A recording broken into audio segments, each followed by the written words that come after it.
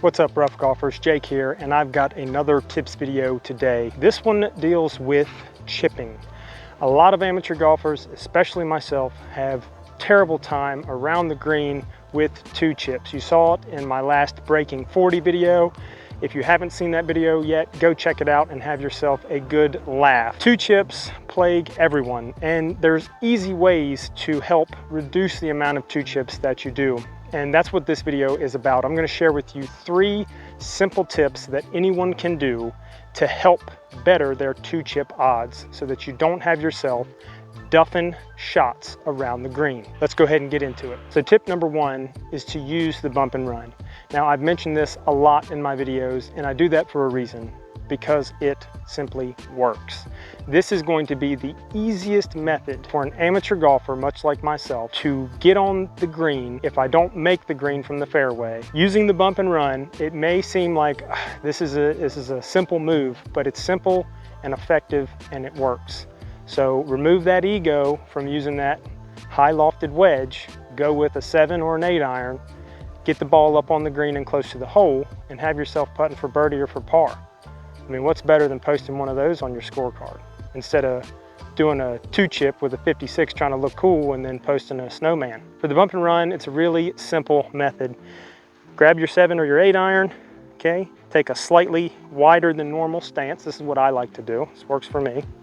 And you're just gonna make a little putting stroke, pop. And you're just gonna try to get it to pop and run up on the green. That's all you want it to do. Pop over the fringe or over the trouble. If you've got a little swag, there's a little swag right here.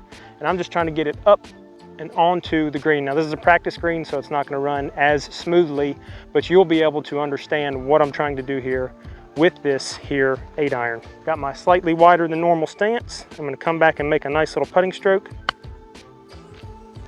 and the ball will run out up onto the green. As opposed to if you took your 56 and tried to flop it, and then you don't hit through it, and it goes a little bit of a distance, or you catch it thin, and it goes too far, or anything like that. That was actually a pretty good shot. All right, so tip number 2 is to try a sweeping method. Now, this may seem a little bit silly, but it actually works. Instead of going with conventional wisdom where you tighten up your stance, try to lean way forward on your left foot or right foot if you're a left-handed golfer, move the club handle forward and try to chip the ball up using that traditional method. I'd like you to try a slightly different approach. What you're going to do is take a slightly wider stance than you normally would to hit the ball. I want you to turn your feet out, okay? So your toes are going to be facing out.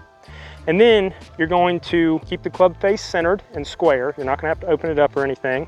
And I just want you to come through and do a nice sweeping method like that, okay?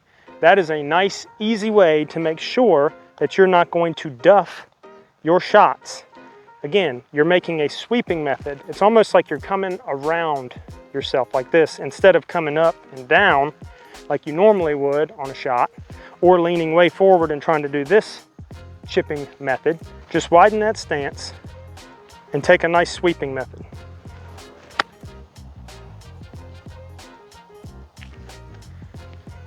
And that is going to help you reduce the amount of 2 chips that you see in and around the green. Guys, if you're enjoying this video, make sure that you smash that like button and subscribe if you haven't already so you don't miss any more content like this.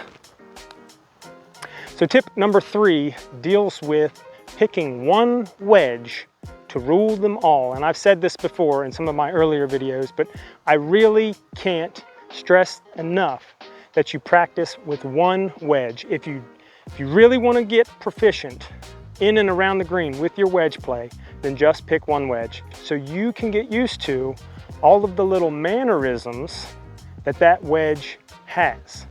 How's it going to roll out if you hit it with a square face? How's it going to roll out if you open up the face, if you close the face, if you do a little putting stroke, if you actually do a half swing, if you try to do that sweeping stroke I just showed you? All of these things you've got to build a toolkit for, and you can do that easily with one wedge. So pick your favorite, get out there in your yard, do some practice swings. Don't break any windows. That would not be good. We don't want that. I'm not advocating that, okay? And then get out to the course, go on the practice range, and just start doing different distances with that wedge. Guys, these tips will help your game, I guarantee it.